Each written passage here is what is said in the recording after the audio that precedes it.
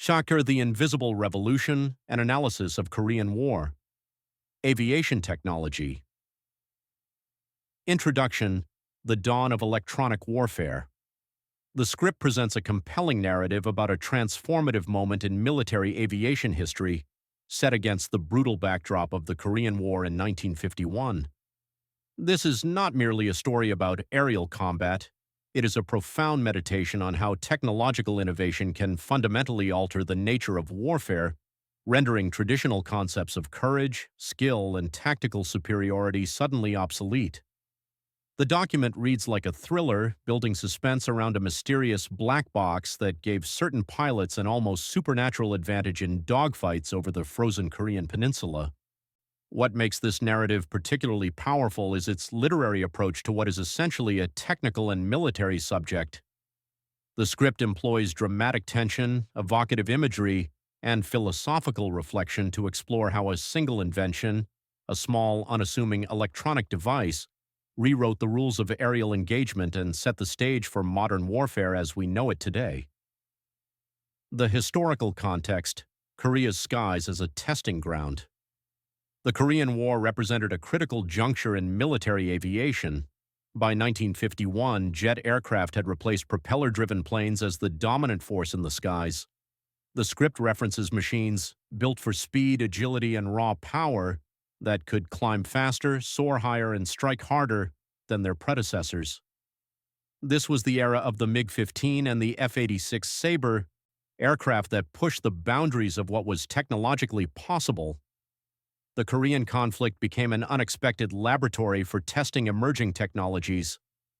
Unlike World War II, where mass production and numerical superiority often determined outcomes, the Korean War showcased individual aerial duels between highly advanced aircraft. Pilots were the elite of their nation's military forces, trained extensively and confident in their abilities. The script captures this confidence when it notes that pilots believed they were invincible. This confidence, however, was about to be shattered by an innovation that would change everything. The frozen, vast, and merciless skies above Korea became not just a battlefield, but a proving ground for a new kind of warfare, one where electronic systems could augment or even surpass human capabilities. The mystery device: computing fire control. While the script maintains an air of mystery around the exact nature of this device, referring to it as a black box and an electronic brain, it is describing what appears to be an early computing gun sight or fire control system. This technology represented a quantum leap in aerial gunnery, transforming the chaotic, instinctive art of dogfighting into something approaching a science. Traditional aerial gunnery required pilots to calculate lead angles, relative velocities, and trajectories in their heads while simultaneously maneuvering their aircraft in three-dimensional space at high speeds. It was an extraordinarily difficult skill that required extensive training, natural talent, and experience. Even the best pilots missed far more often than they hit. The device described in the script changed this fundamental equation. By quietly observing, calculating, and guiding, this electronic system could perform complex ballistic calculations instantaneously, accounting for variables that would be impossible for a human mind to process in the split seconds available during combat. The script's description of shots that seemed impossible, bullets that no human could aim, captures the almost magical appearance of this technology to those who witnessed its effects. This was truly a mechanical mind that turned chaos into certainty, instinct into accuracy, and hesitation into decisive action. The psychological impact on both the pilots using this technology and those facing it cannot be overstated. For the former, it was empowering and confidence-building. For the latter, it was demoralizing and terrifying. The human element: obsolescence and adaptation. One of the script's most poignant themes is the sudden obsolescence of human skill in the face of technological advancement. Pilots who had spent years honing their craft, who had developed instincts through countless hours of training and combat experience, found themselves outmatched by opponents whose advantages came not from superior ability, but from superior technology. This represents a recurring pattern in military history. the moment when traditional martial virtues become insufficient. Just as the mounted knight became obsolete in the face of gunpowder and the cavalry charge was rendered suicidal by the machine gun, so too did the skilled dogfighter find his hard-won abilities diminished by electronic computation. The script captures this transition with poignant language. The skies, once dominated by bravery and daring, were now a theater where precision and prediction ruled. This is not to say that courage became irrelevant. Pilots still had to fly into danger, but it was no longer the primary determinant of success. The contest between instinct and machine was being won decisively by the machine. This created a profound psychological challenge for military aviators. Their identity was built around their exceptional skills, their quick reflexes, their ability to remain calm under pressure and make split-second decisions. Now, a significant portion of that decision-making was being delegated to an electronic device. Some pilots would have embraced this advantage eagerly. Others would have felt diminished by it, as if their expertise was being devalued. Strategic implications: the race for technological supremacy. The script emphasizes that the impact of this innovation extended far beyond individual dogfights. Governments took notice. Military strategists scrambled to understand the implications. Research institutions raced to reverse engineer what had been achieved in secrecy. This passage highlights how a tactical advantage can quickly become a strategic imperative. The side possessing this technology gained not just better kill ratios, but also a psychological edge. Knowing that your opponent has a technological advantage affects morale, tactics, and strategic planning. It forces a complete reassessment of air combat doctrine. Strategies, built on speed and firepower, were rendered obsolete by the precise guidance of an unseen hand. This sparked an arms race in aviation technology that continues to this day. The nation that falls behind in such critical innovations risks not just tactical defeats, but strategic vulnerability.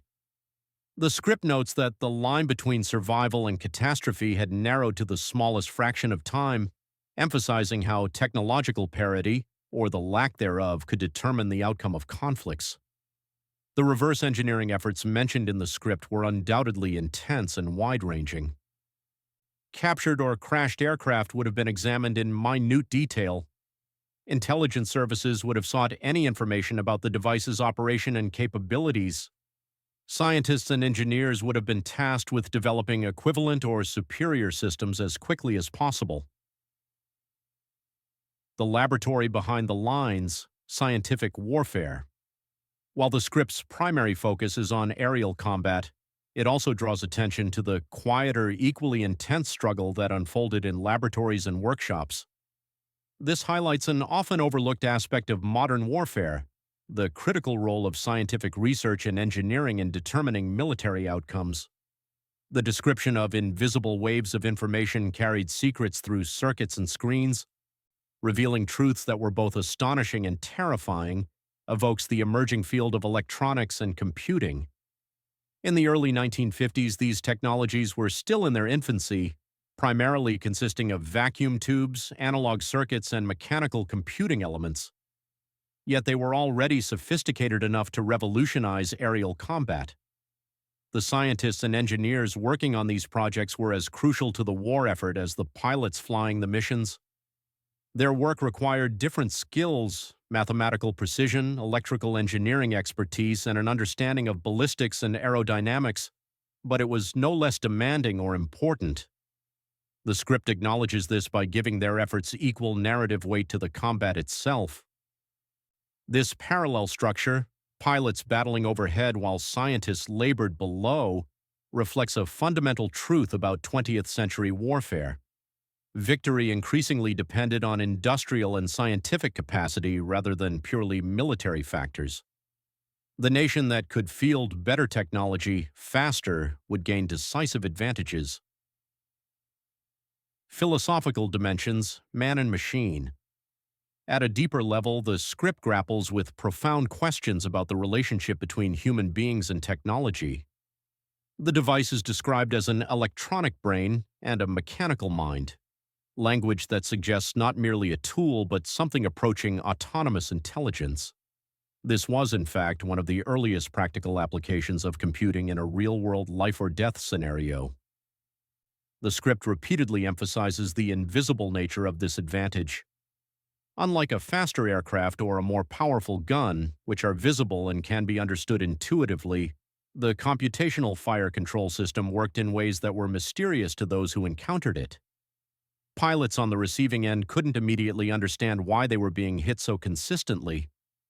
The advantage was hidden, operating behind the scenes, making it all the more unsettling. This invisibility also raises questions about fairness and the nature of combat. There's an implicit code in warfare that values skill, courage, and determination. When technology provides such a decisive advantage that these traditional virtues become secondary, it changes the moral calculus of combat. The script doesn't explicitly judge this development, but its language suggests a certain ambivalence. The innovation is described as both astonishing and terrifying. Legacy and long-term impact. The script's conclusion emphasizes that this story is about more than a single conflict or a single device. The lessons learned would echo far beyond a single conflict, shaping the future of military science, the tactics of aerial combat, and the very balance of power between nations. This is entirely accurate. The developments in fire control systems during the Korean War laid the groundwork for the sophisticated avionics and weapon systems used in modern military aircraft.